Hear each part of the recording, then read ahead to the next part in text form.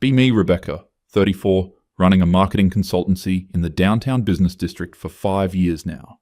Built this company from nothing after leaving my corporate job where I watched mediocre men get promoted over talented women again and again.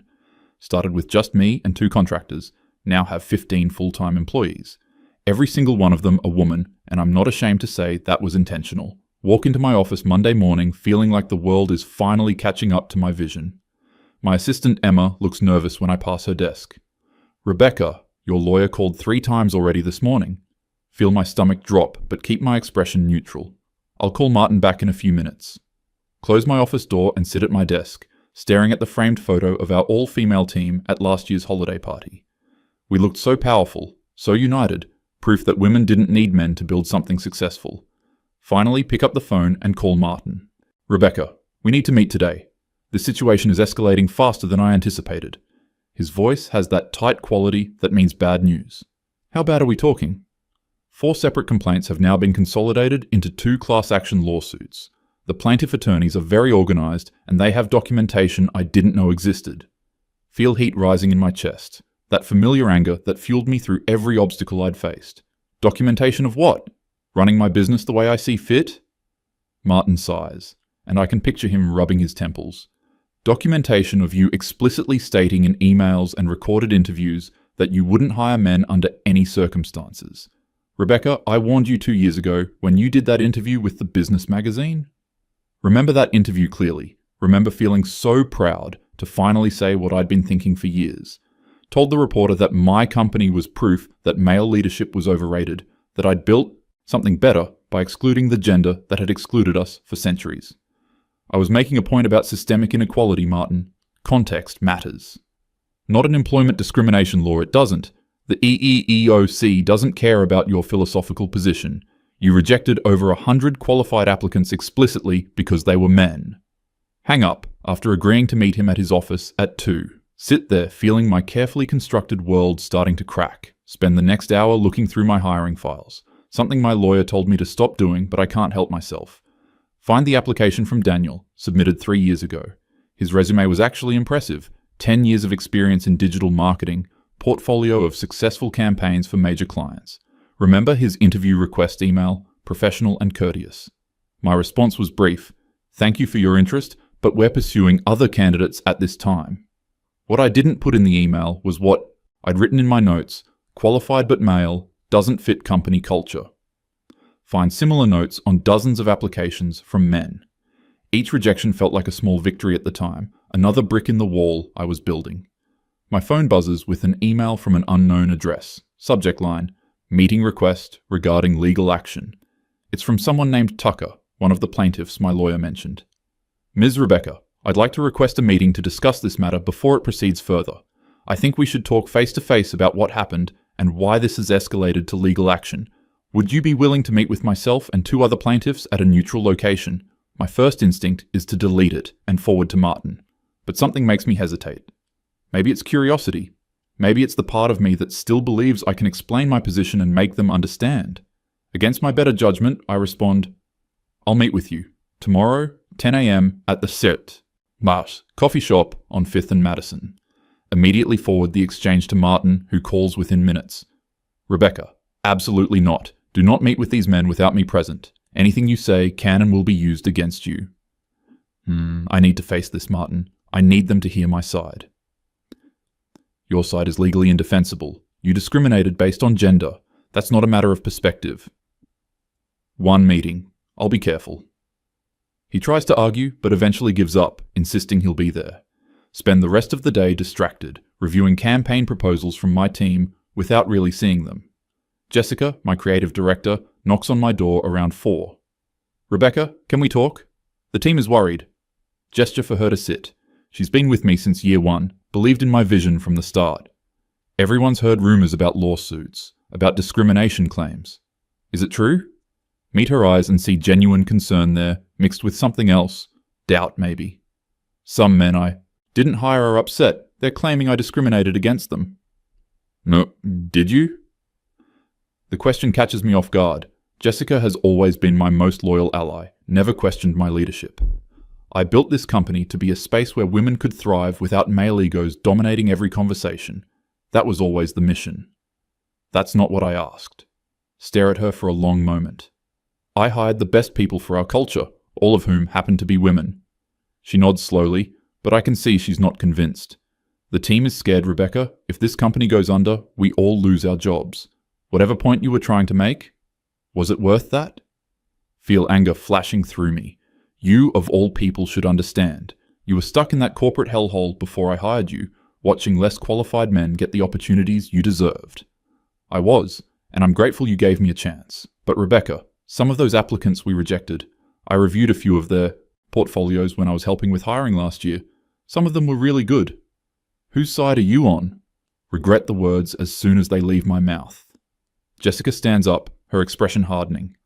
I'm on the side of keeping my job and feeding my family. I'm not sure you're thinking about what this means for the rest of us. She leaves without another word. Sit alone in my office as the sky outside darkens. Drive home to my apartment, pour a glass of wine, sit on my couch, staring at nothing. Think about the early days, when it was just me fighting to prove something. Every rejection letter I'd received when I was younger, every meeting where men talked over me, every promotion that went to someone less qualified. Building this company was supposed to be my answer to all of that, proof that we didn't need them, that we were better off without them. Fall asleep on the couch, still in my work clothes. Wake up Tuesday morning with a headache and sense of dread. Shower, dress. Carefully in my navy suit, armor for the confrontation ahead. Arrive at the coffee shop 15 minutes early. Martin is already there, looking grim. Last chance to cancel this, Rebecca. I need to do this. At exactly 10, 3 men walk in together. Spot them immediately. They have that look of people preparing for battle. One is tall and black, probably early 40s, well dressed in business casual. Another is shorter, maybe late 30s, with tired eyes and a rumpled blazer. The third is younger, couldn't be more than 30, with the kind of sharp focus that suggests barely contained anger. They approach our table, and the tall one extends his hand to Martin first. Tucker, we spoke on the phone. Martin shakes it professionally, then Tucker turns to me. Hesitate for just a second before shaking his hand. His grip is firm, but not aggressive. The other two introduce themselves as Daniel and Keith. Daniel is the shorter one, Keith the young angry one. We all sit, and there's a moment of tense silence. Tucker speaks first, his voice controlled but with an edge. Ms. Rebecca, thank you for agreeing to meet. I want to start by explaining why we're here, why this has gone as far as it has. Nod, staying silent, feeling Martin's warning presence beside me. 3 years ago, I applied for a senior strategist position at your company. I had 15 years of experience, a track record of successful campaigns, references from industry leaders. I didn't even get an interview. I got a form rejection. I receive hundreds of applications. I start, but Tucker holds up a hand. Let me finish. At first, I assumed maybe my application got lost in the shuffle, or someone else was just a better fit. But then I started noticing a pattern. Your company was in the news a lot, articles about your all-female team, interviews where you talked about your hiring philosophy. Feel my jaw tightening. Daniel leans forward, and I can see the exhaustion in his expression. I applied twice, once 2 years ago, once last year. Both times I was more than qualified for the positions. Both times I was rejected within a day of applying. So I did some research. Pulls out his phone and starts reading from notes. In an interview with the Greater Metro Business Journal, you said, and I quote, "Men have had their chance to run things, and look where it's gotten us. My company proves that we don't need male leadership, male innovation, or male perspective. We're better without them." Remember saying those words. Remember feeling powerful and vindicated. That was taken out of context. I begin. Was it? Keith interrupts, his voice sharp with anger. He's the youngest, but somehow the most intimidating, vibrating with fury. Because in the podcast interview you did 6 months later, you said, "I don't hire men, period. That's not discrimination, that's correction. That's balancing centuries of oppression." Nice. Martin puts a subtle hand on my arm, a warning. But I can't help myself, feel words rising. You don't understand what it's like to be systematically excluded from opportunities because of your gender, to watch less qualified people succeed because they fit a certain demographic profile. I built my company to discriminate, Tucker says flatly, his controlled demeanor cracking slightly. To create a space where... To discriminate, he repeats. You don't get to decide that your discrimination is justified because you think you're correcting historical wrongs. That's not how the law works. That's not how ethics work. Now, feel my face flushing. I hired the most qualified candidates, who all happen to be women, Daniel interrupts. Every single one, over 5 years. Hundreds of applications from men, many of them more qualified than the women you hired, and not one single man ever made the cut. What are the statistical odds of that, Rebecca? He says my name like an accusation. My company, my vision, Keith slams his hand on the table, making the coffee cups rattle. Several people in the shop turn to look. You're illegal discrimination, he shouts, voice cracking with rage.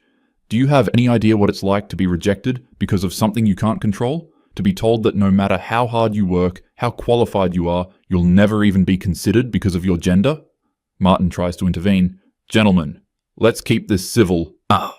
Civil? Keith's laugh is bitter. I was civil when I applied for a junior position at her company. A junior position. I had the exact experience listed in the job description. I had a portfolio that matched every requirement. I wrote a thoughtful cover letter. And you know what I got? An automated rejection email the same day I applied.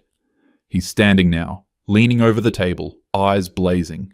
I was graduating with student loans I'm still drowning in. I applied to 40 companies that month. Yours was the only one that rejected me without even a phone screening, so I called to ask for feedback.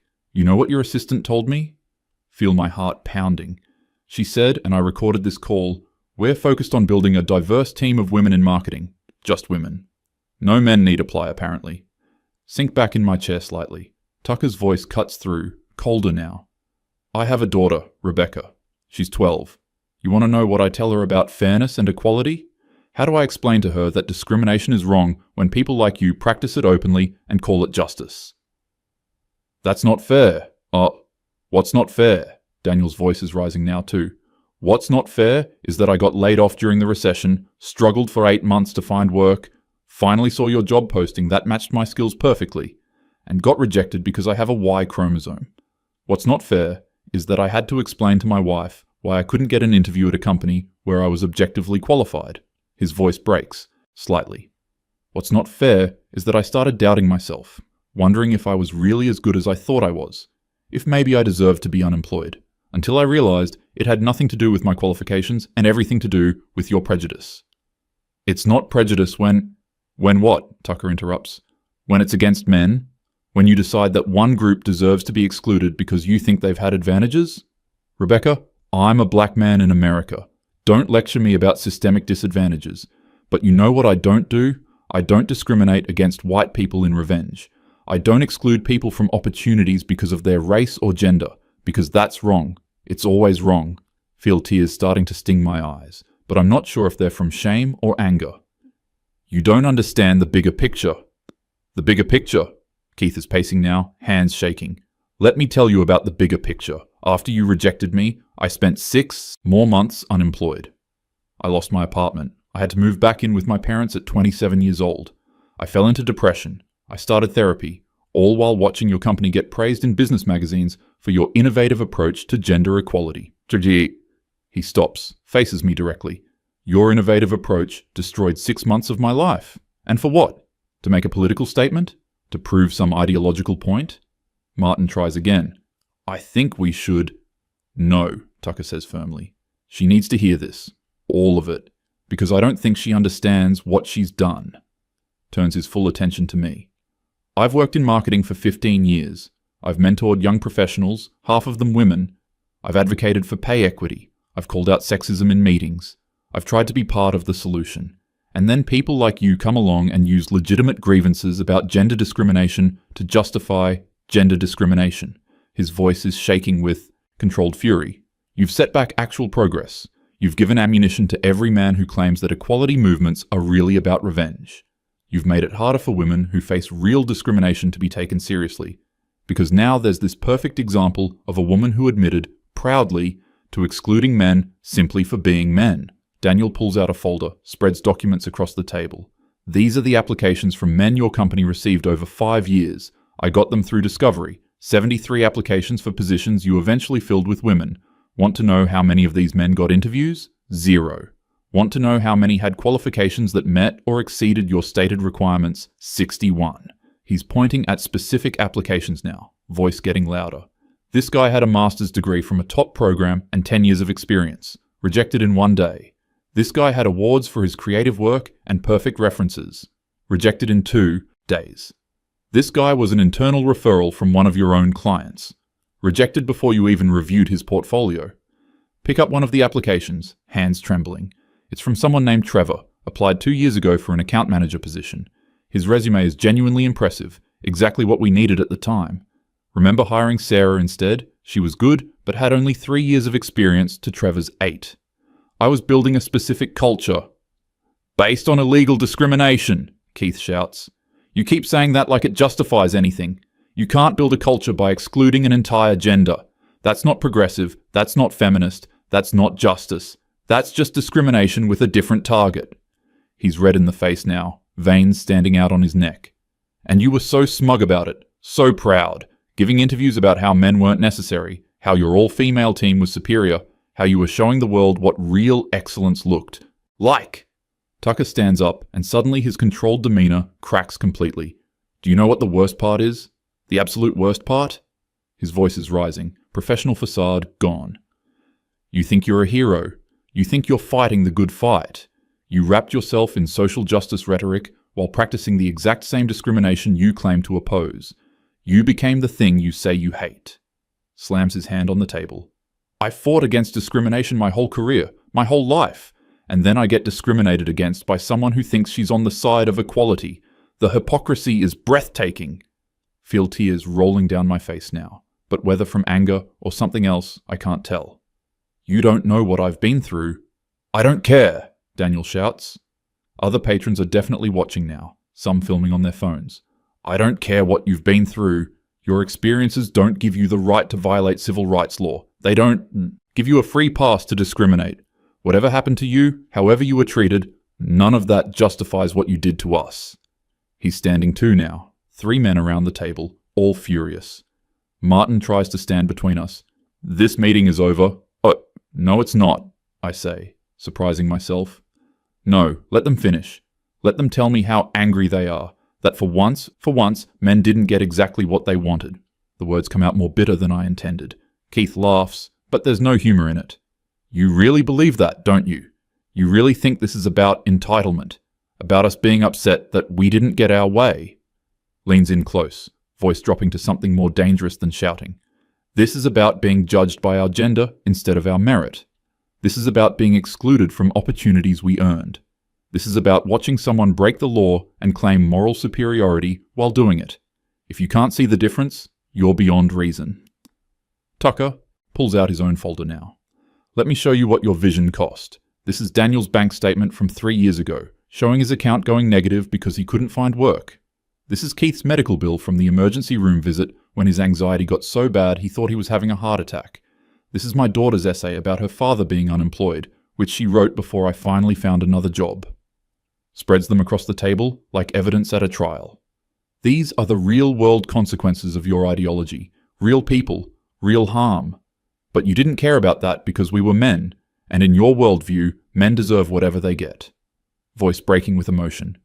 I have spent my entire professional life fighting for fairness, for equality, for judging people by their character and capabilities, not their demographics. And you spat on everything I believe in. Wipe my eyes, trying to find words. The system is rigged against women. Then, change the system, Daniel yells. Don't just rig it the other way. Don't become the oppressor and call it liberation. You had a chance to build something actually inclusive, actually equitable, and instead you just reversed the discrimination. He's shaking with rage. And the worst part, the absolute worst part, is that you've made it harder for everyone.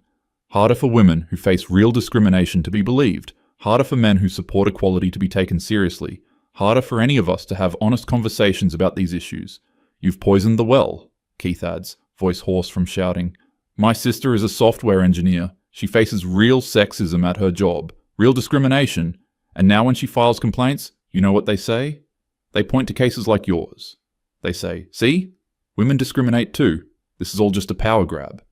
You've given every actual sexist the perfect ammunition. Feel something crumbling inside me. I just wanted to prove we could do it without you, that we didn't need men to succeed. Tucker sits back down, exhausted. Nobody's saying you need men to succeed, Rebecca. We're saying you can't exclude men from the opportunity to contribute. There's a difference. A huge difference. And the fact that you can't see that difference is exactly why we're suing you. His voice is quieter now, but somehow more devastating. You could have built a great company that hired based on merit, that supported women, that created inclusive culture. Instead, you built a company based on discrimination and wrapped it in progressive language. And now it's all coming down. Daniel leans forward, all the anger drained out of him, just looking tired. I don't even care about the money, honestly. I care about the principle. I care about living in a world where my son and daughter are both judged by their abilities, not their gender. Where discrimination is recognized as wrong, no matter who's doing it. Where equality means equality, not revenge. Voice soft but firm. You had power, Rebecca. You had resources, influence, a platform, and you used it to punish an entire gender for the sins of some of its members. That's not justice. That's just cruelty, dressed up in political rhetoric. Sit in silence for a long moment. Martin finally speaks. I think we should end this conversation here. Tucker nods. We've said what we came to say. Our lawyers will handle the rest. The three men stand to leave. Keith pauses, looks back at me. I hope you understand, eventually. I hope you realize that what you did was wrong. Not because we're men, because discrimination is wrong. Always. No matter who practices it or what justification they give. They walk out. Sit there with Martin, surrounded by scattered papers and cold coffee. That went about as badly as I expected, he says quietly. They're really angry. They have every right to be. You discriminated against them, Rebecca, intentionally, proudly, and they suffered real consequences. Drive back to my office in a daze. Find Emma at her desk. See the question in her eyes. How did it go? They're very angry, and they have a strong case. She nods slowly. Rebecca, the team has been talking. We're worried. About the lawsuits, about the company, about our jobs. I'm handling it. Are you? Because from where we're sitting, it looks like everything's falling apart. Go into my office, close the door. Spend the afternoon reviewing the legal documents Martin sent. The case against me is overwhelming. Emails where I explicitly stated I wouldn't hire men. Interview transcripts where I said men weren't welcome. Statistical analysis showing 0 men hired despite hundreds of qualified applications. Internal memos about maintaining our women-only culture. Financial projections showing the potential damages, $3 to $4 million. My company's total assets, maybe $800,000. Bankruptcy isn't a possibility. It's an inevitability. My phone rings. It's my mother. Rebecca, I saw something online, a video of you at a coffee shop arguing with some men. What's happening? Realize someone must have posted the confrontation. I'm dealing with some legal issues, Mom. Legal issues? Rebecca, what did you do? Feel a sob building in my chest. I built my company the way I thought was right, and now I'm being sued for discrimination. Silence on the other end. Did you discriminate? The question hangs there. I only hired women. I thought I was making a statement about equality. Oh, Rebecca. Her voice is disappointed in a way that cuts deeper than anger. Equality doesn't mean excluding people. I didn't raise you to think that way. But men have excluded women for centuries. And that was wrong. This is also wrong. 2 wrongs don't make a right. I thought I taught you that. We talk for a few more minutes, but I can barely focus. Hang up and open my laptop. Find the video Keith mentioned. Already has 50,000 views. Watch myself in the coffee shop. See my face twisted with defensiveness. Read the comments, most of them condemning me. This is what happens when ideology trumps ethics. Discrimination is discrimination, no matter who does it. She literally admits to illegal hiring practices and thinks she's the victim. Close the laptop, feeling sick. Jessica knocks on my door. Rebecca, we need to talk. The whole team. Follow her to the conference room where my 15 employees are gathered. All women, all looking at me with varying expressions of concern and doubt. Jessica speaks for them. We've all been talking about the lawsuits, about the publicity, about what this means for the company. We're going to fight this. Rebecca, stop. Jessica's voice is firm. We need you to be honest with us. Did you refuse to hire men just because they were men? Look around the room at these women I hired, this team I built. I wanted to create a space where women could thrive without male dominance, where we could prove our worth without... That's not an answer, another employee, Maria, interrupts. Did you reject qualified men solely because they were men? The room is silent, waiting. Yes. The word feels like swallowing glass. I rejected men because I was building an all-female company. I thought I was making a statement. See the shock and disappointment ripple through the room. Some of those men were really qualified, Jessica says quietly. I saw their applications when I was helping with hiring. Some of them were more qualified than some of us. Feel defensive anger rising again. But you all deserved your chances. We did, Maria says, but so did they. Rebecca, I have a brother. He's a graphic designer. He applied here last year. You rejected him in one day without even looking at his portfolio. Stare at her in shock. You never told me. Because I was afraid you'd fire me for having a brother who dared to apply. That's how uncomfortable you made everyone feel about men, like they were the enemy. Another employee, Patricia, speaks up. My husband asked me about working here once. Asked if there were any openings for someone with his background in analytics. I told him not to bother applying because I knew you'd reject him. I was embarrassed. I'm still embarrassed. The room is turning. Can feel the shift. I gave you all opportunities. You did, Jessica acknowledges. And we're grateful, but you also built this company on discrimination, Rebecca, and now we're all going to pay the price for your ideology. She stands up. I got a call from a recruiter this morning. She wanted to know if I was looking for new opportunities. Given the instability at this company, I wasn't the only one who got that call.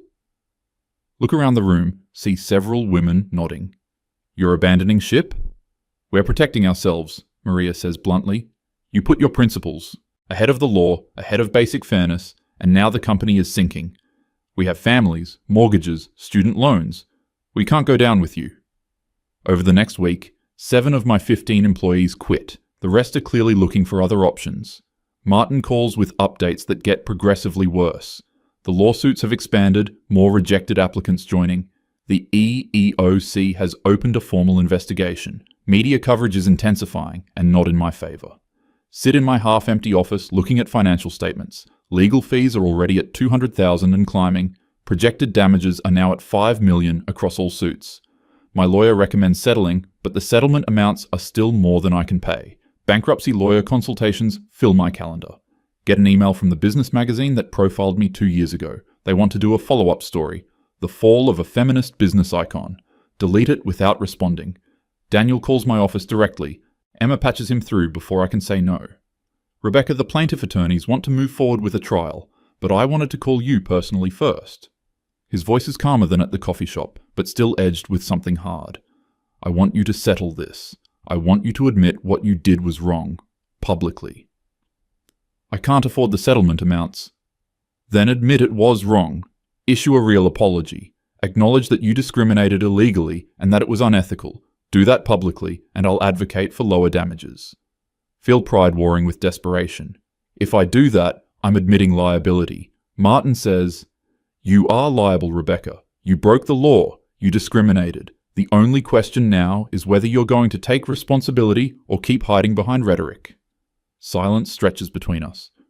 I thought I was doing the right thing, I say quietly. That's what makes it worse, he responds. You're educated. You're smart. You had to know discrimination. It was illegal. But you did it anyway because you thought your reasons were noble. That's not ignorance. That's arrogance.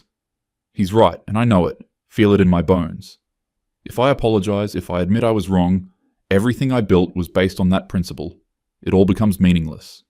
It was already meaningless, Rebecca. You can't build something meaningful on discrimination, no matter how you justify it. Hang up.